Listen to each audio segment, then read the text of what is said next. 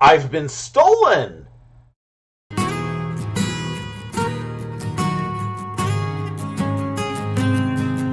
Does this mean that I've finally made it in the quilting world?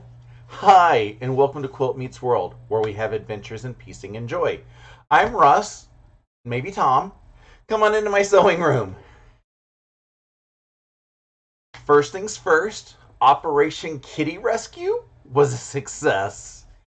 On our neighborhood Facebook page, there was a post last week, just over a week ago, saying that a kitty was stuck up in a tree for 2 days. We don't know who's kitty. I don't think we still know who's kitty because nobody claimed a missing kitty on the neighborhood Facebook page, but it was stuck up in the tree.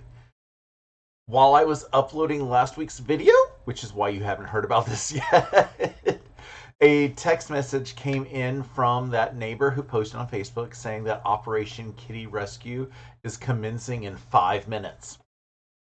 So I quickly got everything ready and went outside and was like, okay, what's going on? There was a kitty cat, tuxedo colored, which is kind of amusing now that I'm thinking about it real quick based on where I live, but that's besides the point. Stuck up in one of my neighbor's backyard trees, basically across the street from me. Tree in the backyard. I didn't see it. I couldn't hear it. So, neighbor climbed the tree. Like he got everything all secured and everything very safety on the ladder, and he climbed up as high as he can get with the ladder. And he was like trying to, convince the cat to come over there. Not really knowing much about the cat, that could or could not be a good idea. Uh, he also pulled up a trash bucket. That's probably the only thing I should do. Just in case, we can get the cat to fall in there so we can lower the cat down safely. Yeah, as if the cat is understanding what's going on.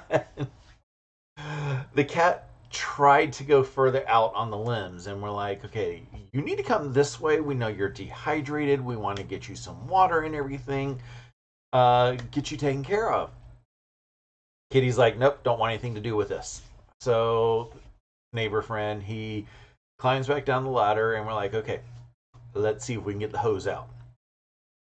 So he pulls out his hose and he's trying to spray, and nothing's happening. There's a couple inches in height between me and him. So I was like, well, maybe I can get up a little higher, but also we have somebody up in the tree, maybe to coax him into where we want him to go. So I get up the hose, I'm spraying, and he starts to go a little bit closer to the center of the tree. Right after the neighbor climbed up, and he goes, oh, wait, there's a human over there. I don't want to go that way. So he starts climbing back down, but he goes down a different branch that is less stable and everything. So I'm trying to use the hose to direct him back towards the center of the tree. A couple drops of water here and there might convince him, hey, get down.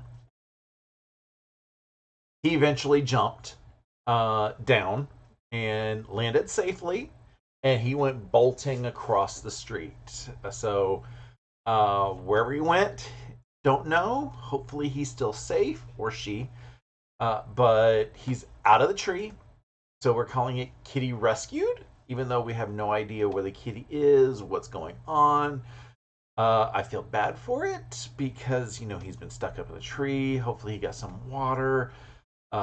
Yeah, he would have definitely got all kinds of good treats and goodies and everything if he would have just let one of us make sure that he was okay. Then Monday comes, and I am in pain. My ear was just going crazy. I had two choices, and I had to decide between the two.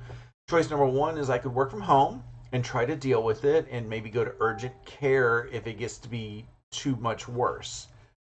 Or I can go into the office, get my badge swipe done, and then try to get an appointment with the school nurse. And for the record, when I say school nurse, they're really a real nurse. but it's fun saying school nurse because they're just convenient right there on that. Um, yeah, I don't know what qualifications that a school nurse needs in today's world, but I know back in the day it just seemed to be somebody who, can put an ice pack on you until your parents got in. Hopefully nobody needs to do more than putting an ice pack at the school nurse. But that's besides the point. I went into the office because school nurse is $35, whereas urgent care is more. I don't remember what the price of urgent care is, but anyway, $35 is a lot cheaper. Plus, like I said, I got my badge swipe in.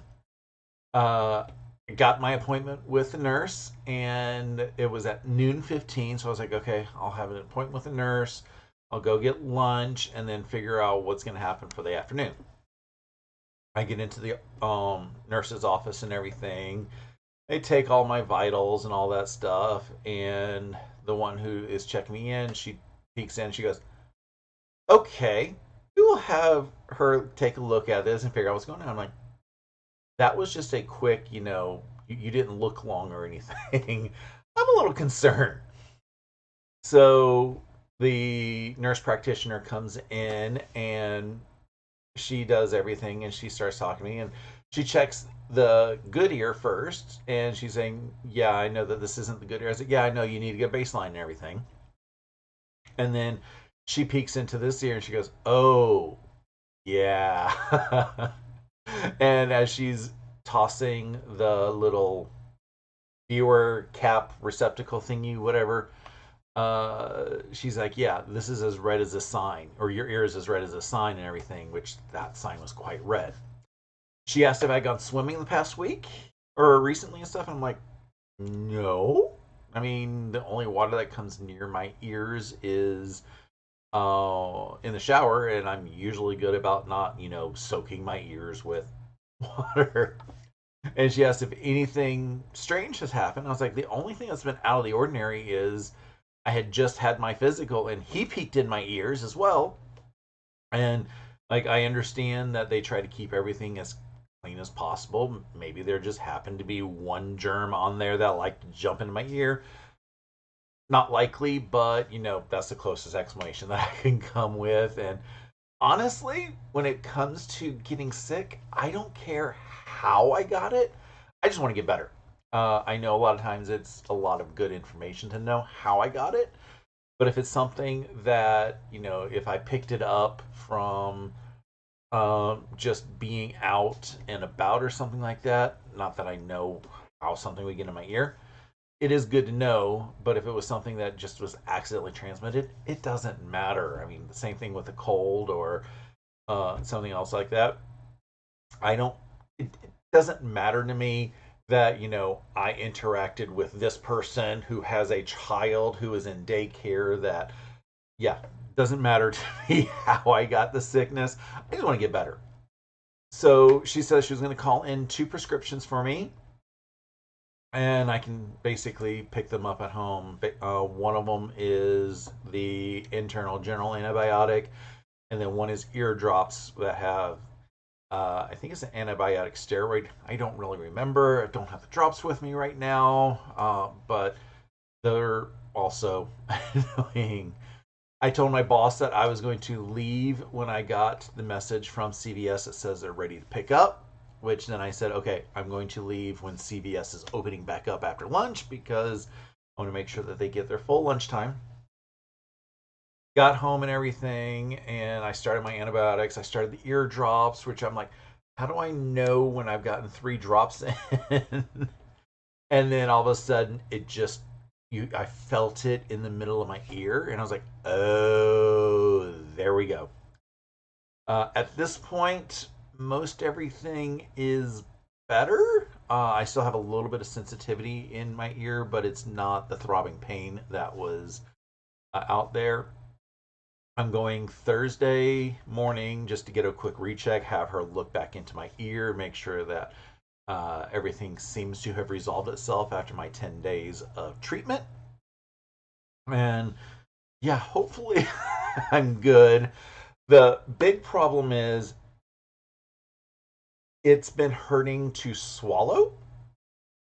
So things like eating have not been happy, drinking has not been happy. So I haven't really kept my normal hydration levels. And I've noticed that in the mornings when I get out of bed and go to the restroom. And I'm trying to keep myself up there in hydration. But yeah, I've had a headache most of this weekend. And I know it's mostly because I'm dehydrated. And speaking of headaches, I've learned that I've been stolen. Yeah, you heard me right. I got a text yesterday afternoon from Sean, the guy who sews, saying that our friend Luane of Sewing with Luane found my doppelganger. Now, my doppelgangers have been around for a while, so I just basically replied, pick or it didn't happen. I mean, first of all, my sister many years ago found one of my doppelgangers working in a bike shop in Western Massachusetts. He was in an ad for bicycles, looked just like me. I wish I still had that picture because it was hilarious. And then, a handful of years ago, I had a friend call me complaining that I did not wave at him as he drove by and waved at me. And I was like, I don't know what you're talking about. I'm in carpool. And he didn't believe me. I was like, look, I've got three people in carpool with me. I'm in the back seat.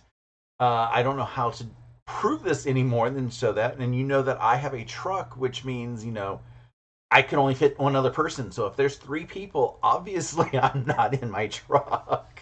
This was back when I had a truck.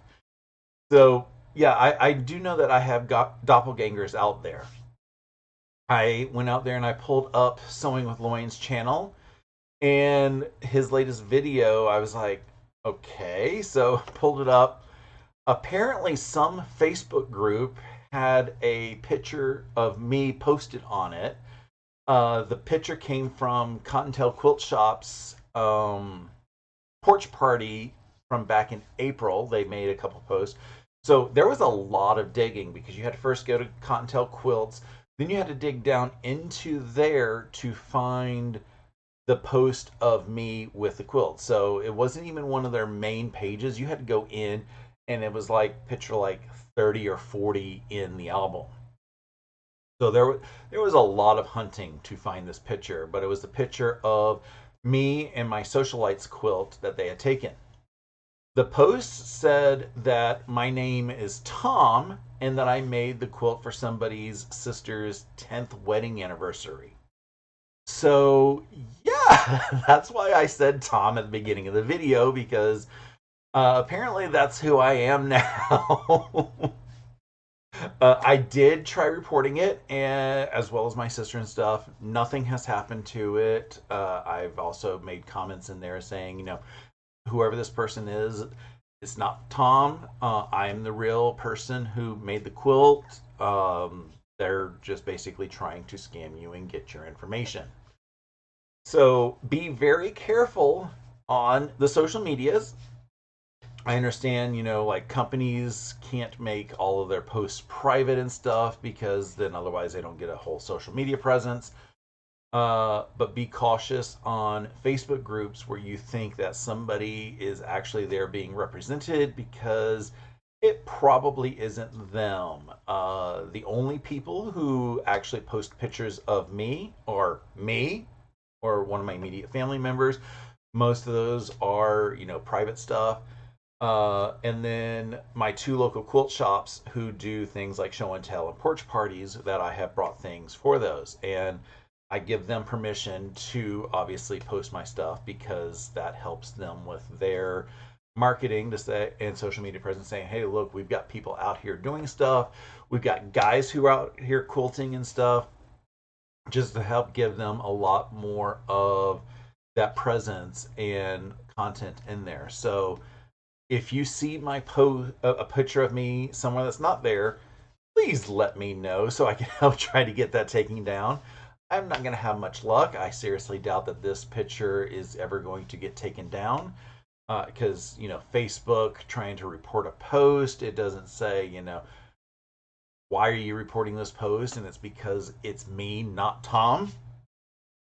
So I wish I had a way to actually get in contact with humans at Facebook and say, look, this is what's going on. I'd rather my picture not be showing up on some scam site because that hurts my brand. If any of y'all end up seeing that and did not notice that it said Tom, then yeah, you could probably be scammed, and unfortunately you'd try to blame me, and I'm like, it wasn't me.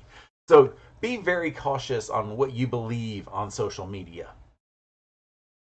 With the Furkids, what's been going on with them? Well, Riley got into a little bit of trouble at daycare again. She loves to bite tails for some reason. I don't understand. I know that she wags her tails at like 600 miles an hour. It hurts sometimes. But this little golden retriever, she was like just snapping at and trying to grab the tail. She did get, put in timeout a couple times. And she had a good day at daycare otherwise, which was also a good thing because it's been raining pretty hard every evening and like good thunderstorms. It's great. In fact, it's going to be raining again soon, and I need to make sure I get grocery shopping done before this. So hopefully, I will have everything done before it starts raining. But with the rain in the evenings and definitely with my ear issues, I can't take her out on a walk around the block to make sure, she gets pottied and a little bit of exercise and stuff. Um, so yeah, getting that little bit of extra venting out at daycare on Friday was very nice.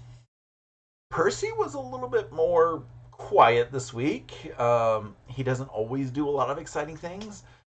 He did take over Riley's bed a few times and upset at her. But I also had to pin him down in order to give him a good brushing. He doesn't like to be brushed. Uh, Neither of them really like to be brushed in any age of them. But at this point, he's not really getting the proper grooming and everything since Jesse isn't around. So I have to basically pin him down every now and then and just say, I'm giving you a really good brushing through, get a lot of the undercoat out. And I pulled several brush loads of fur off of him. So he really needed it.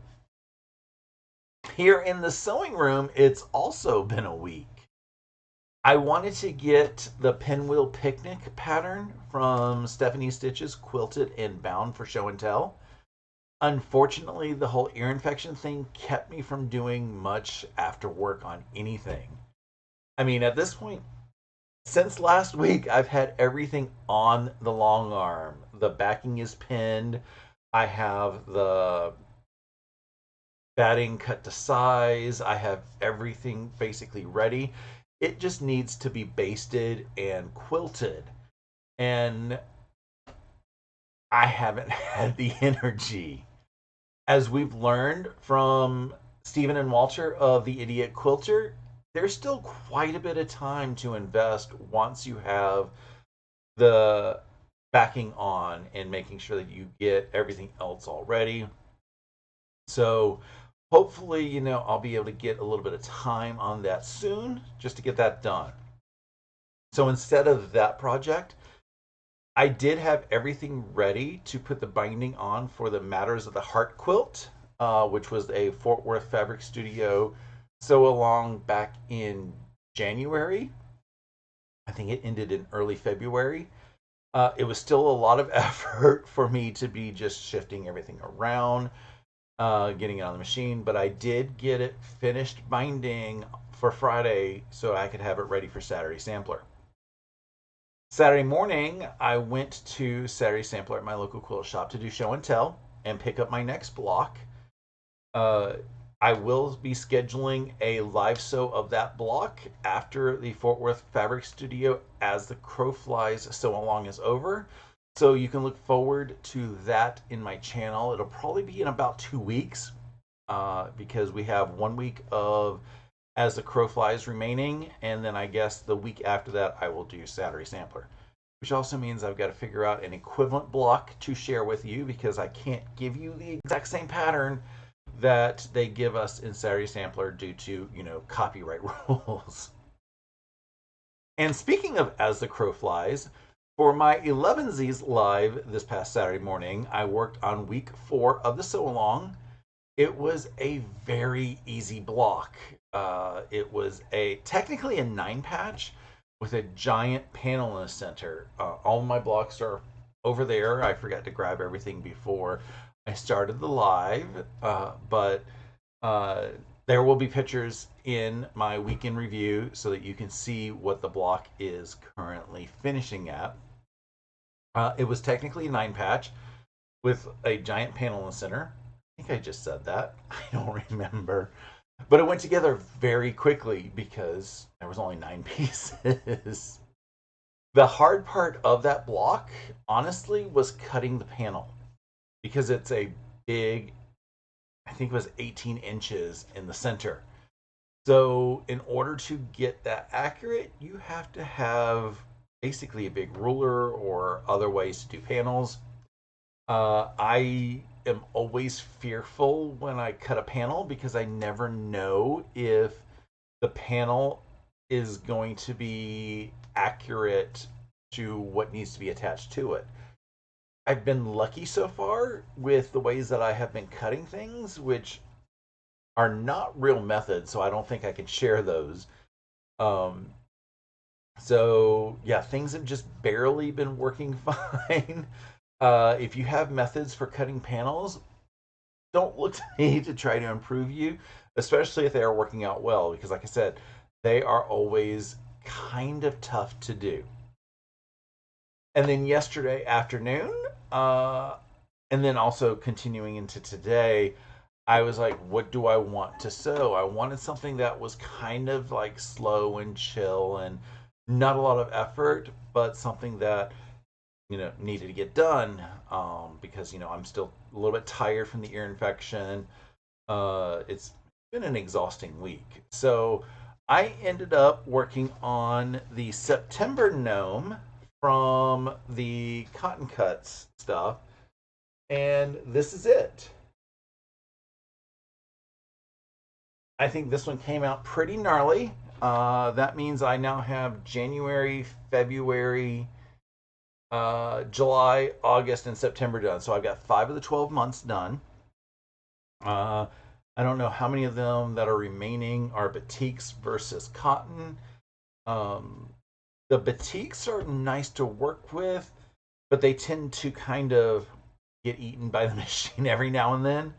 I need to find my straight stitch plate. We were talking about this in the social review about a week and a half ago, that a straight stitch plate makes things a lot better. That's why straight stitch machines are very exciting, because it's got a itty bitty hole for your needle to go through instead of the wide it needs to handle a zigzag. And I know somewhere, well, I should say that I pulled up the manual because I found a place to order the straight stitch plates online, because I want to get one for my travel machine and also one for this machine. And I was looking at the manual, and the manual says that it should have come with a straight stitch plate. So somewhere in my pile of accessories that I have somewhere in the room, and I don't remember where, although I now have an idea, I may have put it down there. The way my mind works. I should have a straight stitch plate in there, so I shouldn't need to buy a straight stitch for my primary machine and only for the travel machine. And if that's the case, then that'll save me a few dollars. And it's always better to save money because that means that's more fabric that I could buy. So yeah, I think that basically covers the week. At least pretty much everything that I can share. It has been quite a week.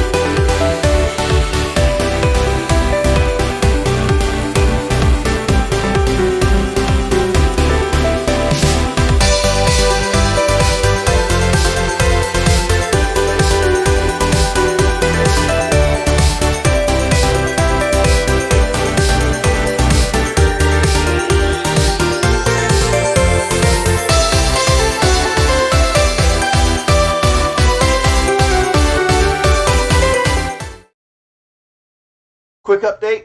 Nope, the straight stitch plate wasn't in that box that I thought it was in. I had thought that I put everything in one of those sewing boxes, similar to the one that you see right here. But it's not in that one, and I have one down here, and it's not in that one either. So, not quite sure where I put it yet. Got a few other places that I'm looking. As you see behind me, that's a little bit of a mess. So, it could basically be anywhere. Anyway, we're kind of talking about goals now. What do I want to do this week? The first thing is I need to go grocery shopping and get yogurt. As anybody who has had antibiotics knows, it's really what's going on in my system right now. I've been on them for about a week. So, yeah, I don't have any biotics really in me right now, pro or anti. This is really the worst part of any antibiotic treatment. The last handful of days while you're on it, but then you got to rebuild your system and make sure everything is right. So I need to go get some probiotics in me, which is, buying some yogurt, buying those little probiotic yogurt drinks and stuff. Yeah, there's not a lot of point in me doing anything through the entire treatment because you eat it, everything just goes kaput while you're on treatment. But while I'm near the end of the treatment, it's good for me to start taking a look at some of this stuff, getting hints of it in my system so that as the antibiotics start to wear off later this week, I will have some good probiotics in my system to take care of everything. And let me tell you right now, my system is complaining. For project work, I'm going to try to get back onto the long arm. Basically, as I said, I've got everything ready. I just need to get it basted, choose a pantograph, and let it rip. And it's not a large project, so it should only be a handful of passes going across in order to get it done. It's just getting it focused to get it done. But yeah, I'm going to see if I can get that done one evening this week. Maybe Wednesday, because that'll be my work from home day.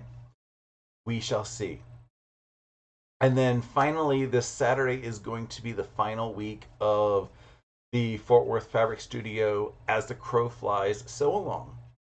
Don't know what it's going to be because it should be just putting everything together, but there's all these extra pieces that I'm not quite certain why we have them. So we will find out.